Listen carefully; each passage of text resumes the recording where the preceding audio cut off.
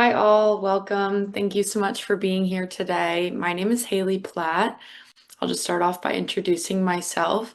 I am the Chief Marketing Officer at Siembra Mobile, and I'm really excited to be here today. We have a lot of great guests who are going to share their perspectives, both from the K-12 and the post-secondary side. So I'd like to welcome Dr. Joseph Brown first. Hi, everyone. Joseph Brown. I am the Assistant Dean of Inclusion, Outreach, and Recruitment for Stanford University School of Humanities and Sciences, and social psychologist trained at Stanford, and have long been concerned with addressing the barriers to college access and achievement, and what we can do to remove those barriers and broaden participation. And good to be with you today. Yes, thank you, Joseph. And now moving on, introducing Mr. Antonio Garcia, who is joining us from Santa Maria. Yeah, hello everybody. My name is Antonio Garcia. I'm the current superintendent for the Santa Maria Joint Union High School District, which is located between Santa Barbara and San Luis Obispo. For those of you who are not familiar with this, with Santa Maria, been here for about 5.5 years. Started here in January of 2020, right before the pandemic started, and just very happy to serve this community here. It's an agricultural community. Is our primary industry. Before that, I served in Riverside Unified for 20 years, and prior to that, I was a high school teacher in the Whittier Union High School District, which is in the LA area where I grew up. That's great. Thank you. And lastly, Dr. Christian Arthur from La Sierra. Hi, Haley. Thank you so much. Nice to be here with you this afternoon. Christon Arthur, La Sierra University. I've been here at La Sierra for just over a year. Started July 1st, 2024. But I've been in higher education for the last 25 years. I was young when I started. And started off in Nashville, Tennessee, at Tennessee State University, and now on the West Coast at La Sierra. And at La Sierra, we really want this to be a place where we provide access to students. Everyone is welcome. We are private, faith-based, not-for-profit university. All are welcome and all can thrive. So good to be here with you this afternoon. Yes, thank you all. Just a little background information before we get started.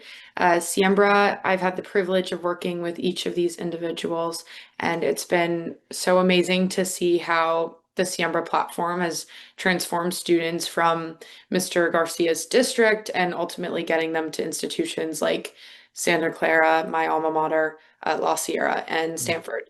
So let's get right into the questions, but first off, just a little perspective on the current college landscape. Dr. Brown, if you want to kick us off. Thank you, Haley. So I don't want to speak for too long, but I did want to sort of lay out some context for the conversation. And by the way, I do want to mention the elephant in the room, and that is the way that higher education has been roiled by the recent presidential administration's edicts with respect to education and diversity, equity, and inclusion in particular. And the short answer to that is that it has lent an uncertainty that all of us are contending with. So I just want to start by mentioning that. But even before that, and especially in California, with the decline of the SAT and the kind of infrastructure for recruiting students that lent, namely that students would register for the SAT, and the College Board would sell the names, contact information for students to colleges and universities who wanted to recruit those students. Well, what happens when students aren't taking the SAT? Well, now those names aren't available from College Board, and colleges are struggling to figure out, well, how do we make contact and nurture relationships with the students and the families that we want to consider applying to and attending our institution? And so that's been a substantial challenge. And given, the conversations about the enrollment cliff, there's an added sort of desperation on the part of a lot of secondary institutions. Hey, we really need to get the names in the door here. How do we, the students in the door here, how do we do that? And let me end by just suggesting that there's actually a real opportunity here. Because in the old paradigm, recruiting happened on this year, a little bit more than a year schedule, right? Well, now if there isn't a year-long schedule because students aren't taking the SAT, so those names are available. Well, now there are these opportunities for colleges to reach out to students as early as, their freshman year in high school, and to start to nurture relationships with families that will lead to those students seeing an institution as one that they can be a part of, the one that can be a home to them. Now, for colleges to do that, it means that they've got to be able to reach students and families where they are. And that's one really key challenge, because, they're not an email. And by the way, as someone who uses Facebook, and whenever I mention it to Stanford students, they immediately roll their eyes and tell me nobody is on Facebook. So, how do you reach out to those students? Well, it's on their mobile devices, right? But that's the key challenge. How do I, as a college recruiter, reach out to the families and the students that I want to consider my university, and how to develop relationships with students so that they see my institution as a place where they can belong? Yeah. And I'll stop there, and I really look forward to the conversation. Yeah. That's great. Thank you so much for that, Dr. Brown. Okay, so let's get into the first question. How is your district adapting to the decline in standardized test participation for college admissions? We'd like to start off with you, Mr. Garcia. Sure, thank you. Well, I think that Dr. Lamont Brown hit on a couple of points that I'd like to expand on. One of them is that we've always used multiple measures, and we've also learned, and we know that standardized tests are not the best predictors of college success, right? There's others like, grade point average and such. And so, and the other piece is that we need to look at college readiness and college preparedness, not just as a high school, isolated to that grade span, right? We need to look at college readiness from elementary all the way through high school. And as it pertains to the grade span that we're in terms of the high school, in Santa Maria, we're a high school district here with multiple feeder partner districts. We got to look at college eligibility and preparedness through two lenses: one, access, and success. And so as it pertains to success, we're looking, investing a lot of work in terms of making sure that our curriculum and our assessments are just better aligned, making sure that we have high expectations so that students are better prepared for post-secondary options, but also that they have the support to be able to meet those high expectations. We don't want to just, raise the bar and set up students for failure. We want to set them up for success. So a lot is being invested in support systems. And then in terms of access, making sure that our graduation requirements are as aligned as possible to the A through G criteria and other criteria that other universities use for acceptance and admissions. And then, making sure that our protocols and practices are also aligned with better preparing students. For example, ensuring that as many students as possible have a fourth year of math, for example, even though we might have a 3-year math graduation requirement, so that they can transition easier, whether they're going off to a 4-year university or to a community college or to, military or straight into the workforce, right? More and more of our careers are relying on, math skills, making sure that there isn't a gap there. We are also working a lot, articulating with our feeder districts to make sure that international languages are being validated, that we are identifying, students that can be placed in higher levels of Spanish, for example, especially given our demographics here in Santa Maria. leveraging Prop 28 funds for visual and performing arts. We're also really investing a lot in dual enrollment and strengthening that pipeline for the post-secondary options that students have. Recently, California passed legislation to adopt and implement the College and Career Access Pathways Partnership Agreement. So we have a very strong partnership with Allen Hancock Community College here in Santa Maria. So really strengthening that articulation, that pipeline, and that dual enrollment, foundation that students have options in addition to the advanced placement courses and those exams for students to, again, when we're looking at multiple measures, students are, well prepared. Yes, thank you for saying that. I like the access versus success because I think it's really important to make students as prepared as possible for whatever path they're on. And I think a good segue into that is, I was the last grade to graduate college pre-COVID or graduate high school pre-COVID. And so I had a pretty normal application process. And even the difference in 3 years when my younger sister was applying was staggering to me because it was always ingrained, you need to take your exams if you're on the higher level. But I think it's become, you can get a well-rounded applicant without a test score. There are plenty of other indicators that are college material, and just kind of showing students that no matter what path they're going on, that they are college material. And I'm curious, Dr. Arthur, what Yes. what you're seeing on the post-secondary side from this. How do you think your applicants are?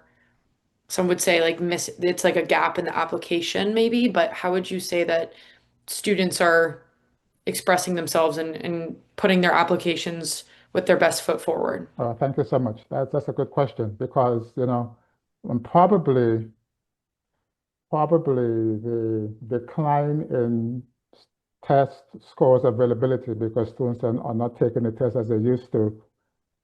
I might surprise you, it may be a good thing. Let me segue to that because we've always known that the ACT probably could predict your first year of college. Beyond that, it was basically useless. The SAT was even worse than that. The SAT was a better predictor of, I can tell you based on the student's score, their socioeconomic background, better than I can tell you how they do in college. Because the SAT was really revealing the wealth that a person might be having at home, right? College preparedness, I'm not so sure. Wealth, I can tell you. So probably it's a good thing because what that forced us to do was to say, how do we engage in a more holistic admissions process? Not simply reduce that student to a SAT or SAT score. Because in the past, that's what we did. We said, no, we look at other factors, but we are biased towards the test scores. And what do we do? To Mr. Garcia's point, we look at their performance in the A to G curriculum. How are they performing in those classes? We ask them for an intent statement.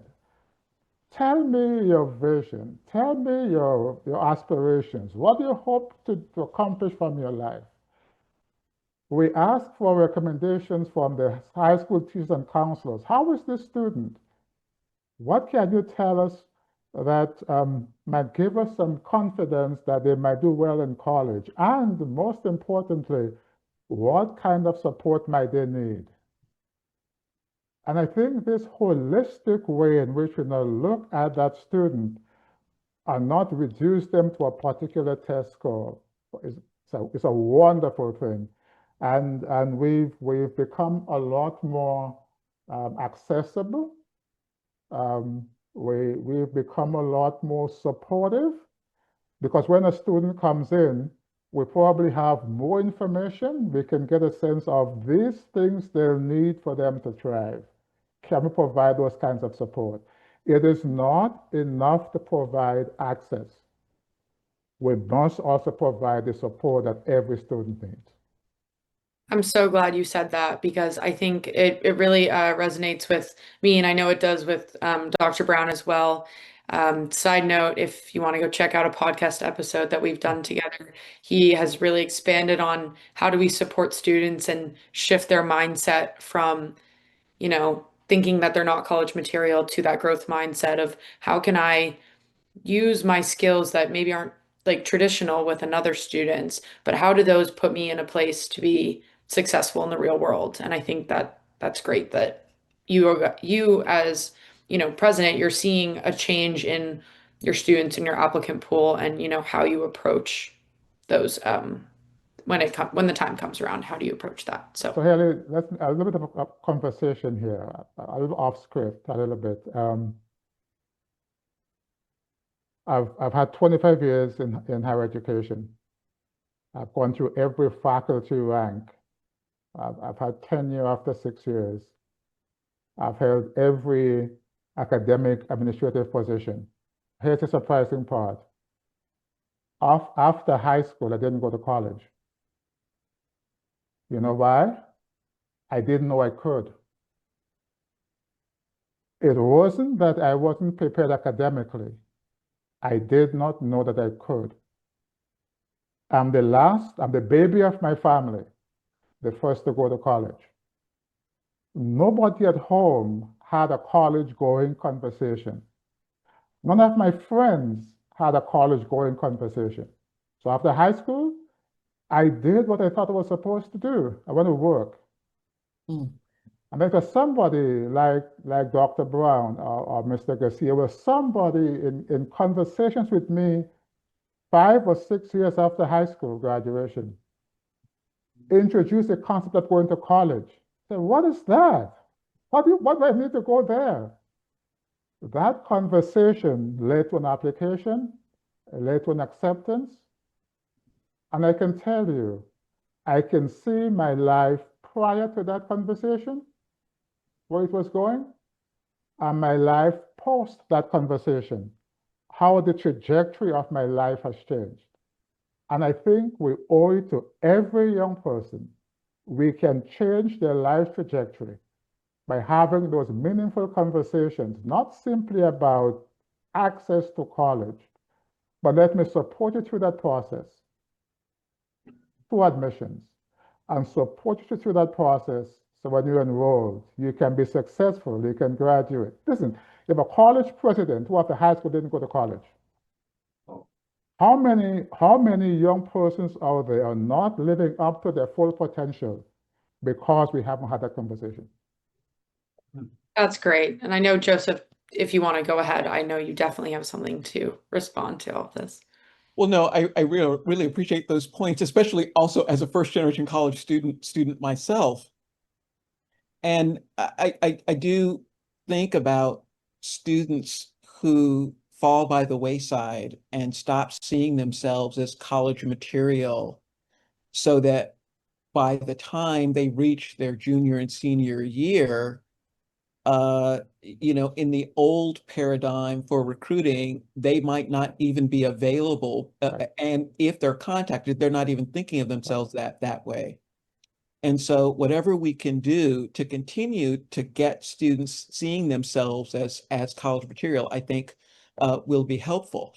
I am wondering for both you, Dr. Arthur, and Mr. Garcia, so for you, Dr. Arthur, what kinds of partnerships you may have with sort of feeder schools in your area? And I guess I'm also interested in what Mr. Garcia has to say about relationships with post-secondary institutions in his area, because I think one of the things that we're talking about is the possibility that when colleges are able to nurture relationships early on, maybe what they can do is, reduce the chances that a student starts to see themselves as non-college material, in part because of those early relationships, those early contacts with folks who are at colleges.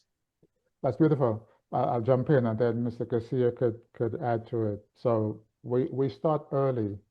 Um, we talked earlier on about the freshman year of high school. The truth is, the freshman year of high school is too late. It's middle school. It's when you, so we have faculty, part of that partnership, we have faculty who would go out to middle school and have conversations with students. A lot of our science faculty, they'll go out to a local middle school and they'll teach that unit for the day. So the teacher, the middle school teacher gets additional prep time. My faculty would teach that science unit for the day, and they'll do it in a way that will say, and by the way, you learned this so well. Do you know what you can do by learning this so well? Do you know where you can go next because you've learned this so well? You begin to drop those seeds in middle school. The students begin to see themselves differently. You mean a college professor thinks I'm okay? A college professor tells me that I learned this material fast and I could actually use it. Those little hints is not an aggressive campaign, it's little hints, dropping kernels that will hopefully germinate and blossom. And then we meet with all of our K-12 systems in the Riverside area, Riverside County area. We're creating partnerships, direct admission, data sharing, and that's where Siamba came in with our conversation. We now have partnerships with every K-12 system where we, in a secure way, we've signed the contract so we don't abuse it. They can share data with us, and we can see the performance of the students, juniors and seniors. They do not have to apply. We take the initiative. We would say something like, we've seen your stellar performance. We've seen the work that you have done in your classes. We see the richness of your curriculum. And by the way, because you have done so well, you are admitted to La Sierra University. And here's the scholarship we can give you based on what we've seen so far. Here's the support we'll provide. Here's what you can do with your life. And at La Sierra University, you're welcome. There's a place for you, not simply because you have access, but will help you to thrive. I think that changes the entire conversation. Yeah, that's wonderful. Yeah, if I could, Dr. Brown, you mentioned about being first generation, and Dr. Arthur about your first encounter with the concept of college. Similarly for myself, being a first generation, college student, parents who were, immigrants to this country, having a combined formal education of 6 years between the two of them, all on my mom's side, by the way.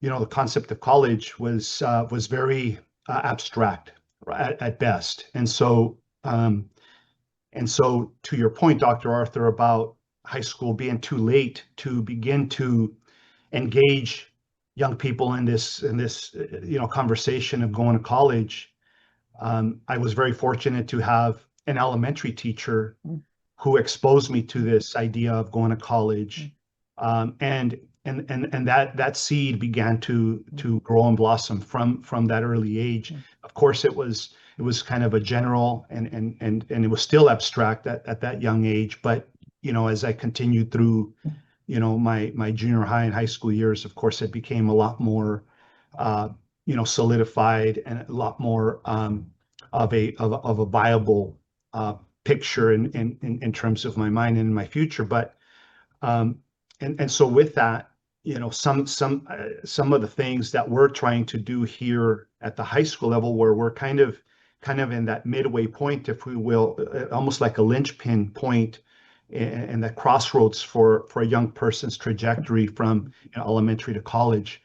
And so we've created a position here that's kind of like a K-16 college liaison / ambassador, working vertically, right, with our feeder partner school districts and with our regional colleges, from community college to Cal Poly San Luis Obispo, UC Santa Barbara, and some other other universities. Now, something that's very, very important along those lines is geography, right? When I was in Riverside, Dr. Arthur, La Sierra is one of like maybe 6 or so post-secondary institutions that students in Riverside can go to and attend without leaving home. Okay. In Santa Maria, where we're located, we have Cal Poly San Luis Obispo about 40 minutes north of us, and we have UC Santa Barbara about 50 minutes south of us. And so for a student to go to a four-year college, living in Santa Maria is not an option, right? You have to move away. And then you combine that with the fact that we have a lot of first gen students, where we have an agricultural community that a lot of my own high school students here are working.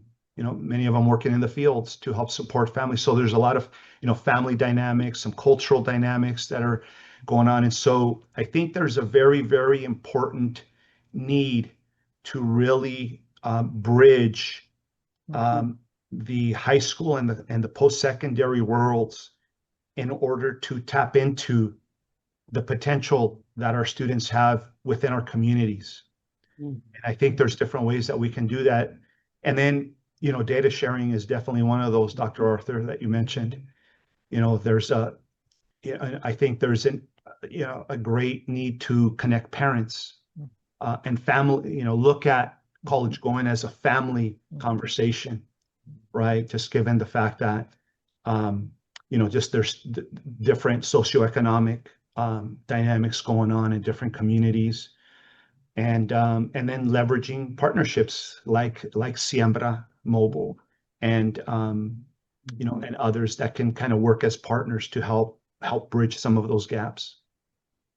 Thank you for sharing that. I think it's really important to understand just how many different types of students and districts there are across the state, because no two look alike, especially as you've seen from transitioning from Riverside to Santa Maria now.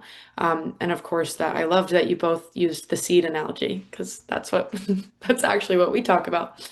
But I think just again showing students that they can be college material and that they're on the right track as early as possible, and planting those seeds to just encourage them and see where that path takes them is super important. So I think let's move on to our third question of where are we seeing difficulties with students and families? I mean, obviously being in California, it's weighing heavy on all of us, the current administration, but how do you think that you as, first gen students yourself, can connect with these families and kind of give them clarity and hope and whatever it is that you think that they need in this time?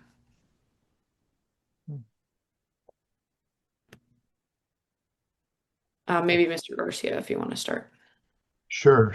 I think that going back to the concept of connection, right? Connecting and helping young people connect to this idea of, what options they have, when they finish high school, if you will, and starting early. And and I think that something that has happened in Santa Maria, the last several years is we actually have had an increase in the number of students that have been admitted to a four-year college or university. But the rate of enrollment has not increased on par with that increase of admissions. And so there's a lot of different factors surrounding that. And I think that there needs to be a lot more awareness and education around making sure that our students and their families are aware of all of the factors surrounding that decision, to go to pursue a post-secondary education, whether it's community college, 4-year, or otherwise. Mm. And so, there's, there's the summer melt, for example, that exists, right? That we're aware of, that whole transition. We have students that are at, they apply, they get admitted, they commit, and don't show up, right? Yes. And so I think we need to do a better job of aligning our systems, right? The K-12 or the high school system with the post-secondary, because that handoff is not a very, it needs to be seamless. It needs to be, coherent across our systems, and it currently isn't, for many different reasons, right? We have this illusion that our job is complete when the student is accepted, perhaps when, so there are many different factors when it comes to that decision-making process of a student sitting down with, sometimes with their parents. Some of them may be doing it in isolation, in terms of, what are my different options? What are the different factors that I need to look at? So I have a complete picture. I can better make the best informed decision. And I think that there's a gap there. And I think that, that's where we can utilize, just a better partnership, and perhaps even with some other community agencies that have a vested interest in, this issue. Yeah, it is very interesting. I'm glad you brought up that point because, the rates at which students are going to college versus getting admitted, if we still need to close that gap. It's not necessarily just getting them in, but it's seeing them through and past when they graduate, whether it's going to a community college and keeping them engaged at the community college and letting them know, hey, we think you're doing a really good job. You're almost done with your credits. When you're done, you should come and finish and get a 4-year at my school. Just keeping them in that trajectory because we don't want the seniors to graduate and have them be floating and not really sure where that lands. So on that note, do you think, Dr. Brown, I know we've talked about it briefly in past conversations, but what type of programs do you think Stanford and yourself are implementing for students so that when they show up on campus, they feel supported and they feel like they have a place for them? Well, so there are a lot of programs that are in place to ease that transition, including one I'll mention that is actually embedded in the onboarding process. And without going into too much detail, there's actually an intervention that helps to address a sense of belonging in students that's right embedded in the approaching Stanford. And that's this process that all entering freshmen go through when they're about to begin at Stanford. And it's designed to get students thinking of themselves as belonging at Stanford and taking on the kind of mindset that helps them with that transition. In addition, there are a lot of programs that are at Stanford that allow students to start early, like, a couple to 3 or 4 weeks before the beginning of their freshman year, so that they can be on campus and sort of learn their way around the campus, learn about the resources, maybe even take one initial class. And there's some real advantages to that kind of program too. And I think what unites all of these programs and approaches is just to recognize that transition can be a bumpy one.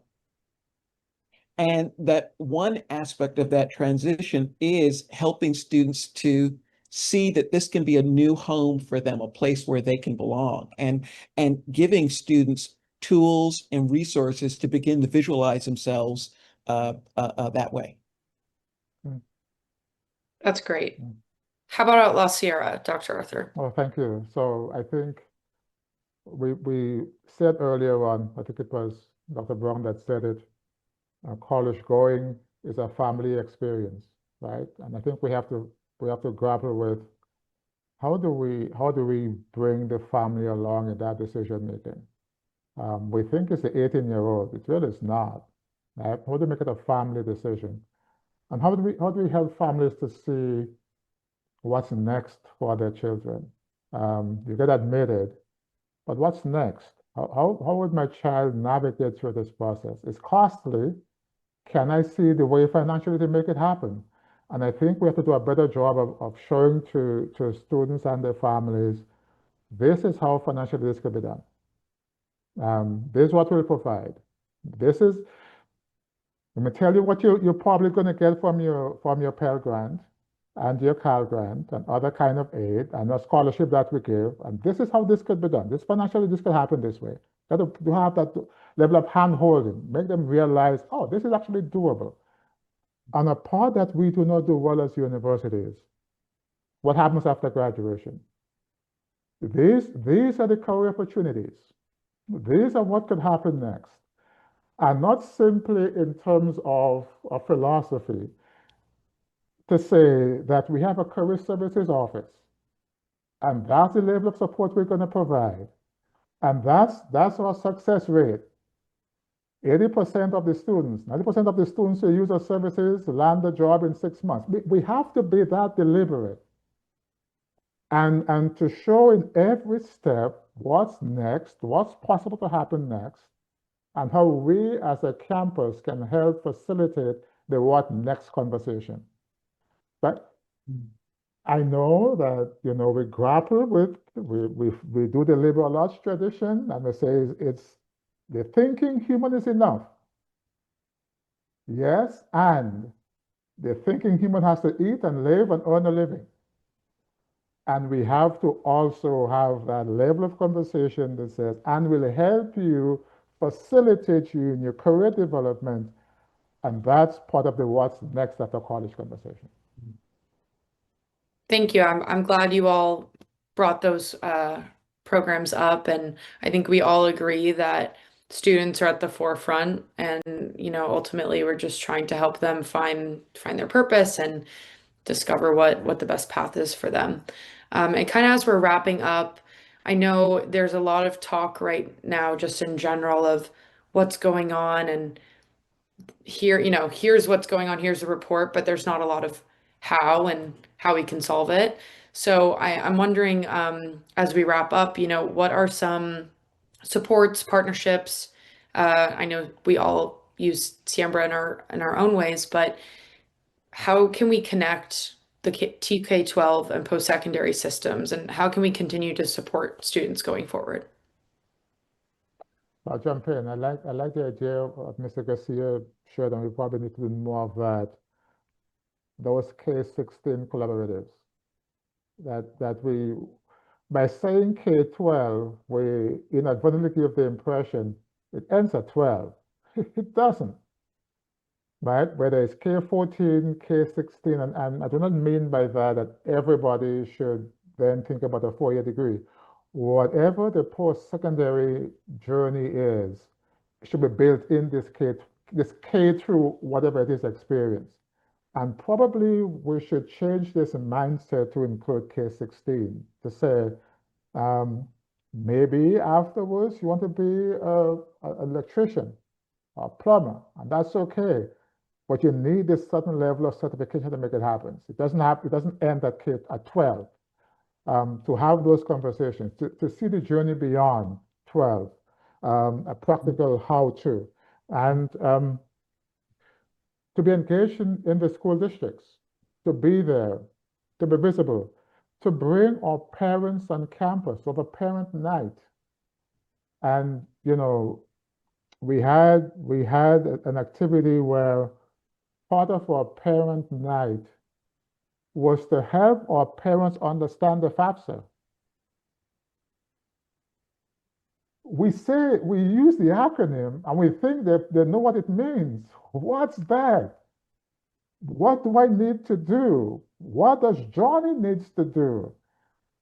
So we brought parents in on a parent night and said, this is what FAFSA means. That's what it looks like. This is your expectation. This is what you have to give Johnny. You have to give him access to your tax returns. For this reason, not knowing is scary, and making it very how-to available to parents. This is what we do. This is why we do it. This is why it's helpful for you to be doing this.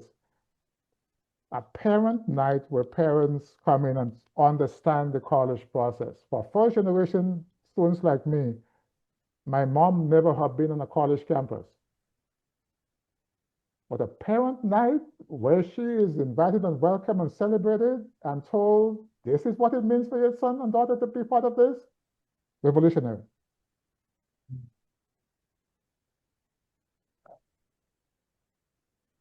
Sorry. How about you, Dr. Brown or Mr. Garcia? Go ahead, Dr. Brown. Well, I just so strongly support what Dr. Arthur said about engaging families and celebrating them. I guess the only other thing I would add is I think we better support students when we're open to their stories. A few months ago, we had a Berkeley psychologist, Rodolfo Mendoza-Denton, give a talk here. And he was talking about how deadly ambiguity is because in the education system, in part because, well, not everyone understands or knows what expectations are or how to do things. And so the more that we do to demystify those processes and to bring folks in, listen to them and sort of meet them where they are and give them the information they need, the better off we are, and the better we understand what students and families need to thrive. So I think that's what I would highlight. Great. I like the way you framed that, Dr. Brown. I've been calling it the fear of the unknown, right? This ambiguity. And so I think that's a very, very important concept that we need to, just, unpack and help our students and our families, through that process. I really just want to reiterate, Dr. Arthur's point about a data sharing system across our systems. I think that's a great place to start. And then, I think we see our own, institutions and grade spans, if you will, is what we call them, as, this is, our expertise, but we need to continue to acknowledge the fact that it takes the whole system, the whole community, in order to really maximize, the possibilities and those potentials, and including, obviously, from K all the way through 16, and partners, community partners, partners like Siembra and others. And I think that the better we can, leverage, the resources that we have at our disposal with each other, I think the better we can do at meeting the needs that our students, have, and helping them, tap their potential. Thank you so much. I think that's a great place to stop. I didn't have any questions, but I think this was a great conversation, and I think we're all on the same page of, breaking down these barriers so students and families feel seen and feel like they are matriculating to a point that maybe isn't in their radar, but can eventually be. So thank you so much for joining us today. I really appreciate each and every one of you being on, and I look forward to future conversations that we may have. To anyone who may be watching virtually, thank you for tuning in. And if you liked the conversations that we were having, please go check out my podcast. I'll provide the details below. Dr. Brown we had a lot of great things to say, and I hope that Mr. Garcia and Dr. Arthur will be able to join me for the future season. So thank you so much, and I will speak to all of you soon. Thank you so much. Thank you.